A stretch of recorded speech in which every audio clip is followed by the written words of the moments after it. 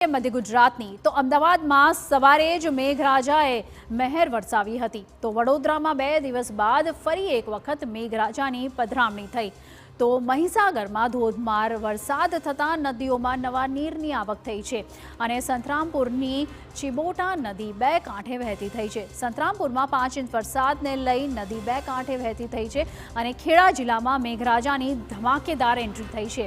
નડિયાદમાં 5 inch વરસાદ ખાબક્યો હતો। ધોધમાર વરસાદથી નીચાણવાળા વિસ્તારો પાણી થઈ ગયા હતા અને વાહન ચાલકોને હાલાકી ભોગવવાનો વારો આવ્યો હતો।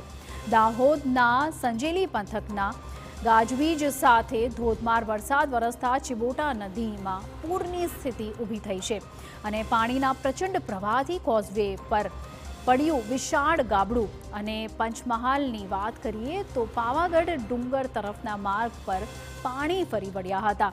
ગોધરા શહેર અને મોરવા હડફ તાલુકા સહિતના વિસ્તારોમાં વરસાદ વરસ્યો હતો। ભારે વરસાદથી કોઝવેની વચ્ચેનો જે ભાગ છે તે ધરાશાયી થતાં સંજેલીથી પ્રતાપપુરાને જોડતો માર્ગ બંધ થયો છે। તો અમદાવાદ શહેરમાં લાંબા વિરામ બાદ મેઘરાજાએ એન્ટ્રી મારી છે અને વહેલી સવારથી જ સતત વરસાદ થવાને કારણે શહેરના અનેક વિસ્તારો પાણીમાં ગરકાવ થયા છે। રસ્તાઓ જળમગ્ન થતાં શહેરીજનો મુશ્કેલીમાં મુકાયા હતા। અમદાવાદના પશ્ચિમ વિસ્તારમાં આવેલા પ્રહલાદનગર, વેજલપુર અને મકરબા સહિતના અનેક વિસ્તારોમાં પાણી ભરાયા હતા તો શહેરના પૂર્વ વિસ્તારમાં આવેલા મણિનગર, ચામુંડા બ્રિજ અને બહેરામપુરા વિસ્તારમાં પાણી ભરાતા વાહન ચાલકોને ભારે હેરાનગતિનો સામનો કરવો પડ્યો હતો। શહેરના અનેક વિસ્તારોમાં વરસાદી પાણીના ભરાતા તુરંત નિકાલની વ્યવસ્થા ન હોવાને કારણે લોકોને હાલાકી ભોગવવાનો વારો આવ્યો હતો।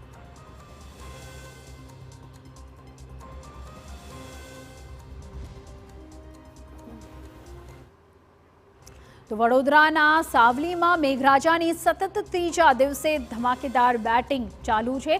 પવન અને ગાજવીજ સાથે ધોધમાર વરસાદ થયો છે અને સામતપુરા, વાંકાનેર, ભદરવા અને મેલિયાપુરામાં પણ ભારે વરસાદની સ્થિતિ જોવા મળી છે અને શેરપુરા, ગોઠડા સહિતના ગામોમાં પણ ભારે વરસાદ થયો છે। ધોધમાર વરસાદથી રસ્તાઓ પર ફરી વળ્યા છે પાણી ભરાતા વાહન ચાલકો મુશ્કેલીમાં મુકાયા છે। સાવલીના નીચાણવાળા વિસ્તારો પાણીમાં ગરકાવ થયા છે અને વરસાદે ખોલી છે સાવલી નગરપાલિકાની પોલ।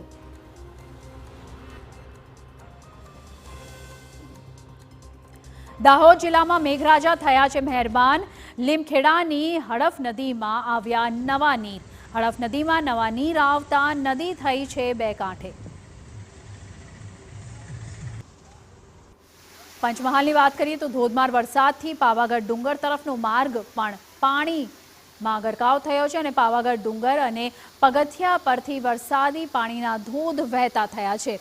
ગોધરા શહેર અને મોરવા હડફ તાલુકા સહિતના વિસ્તારોમાં પણ ભારે વરસાદ જોવા મળ્યો।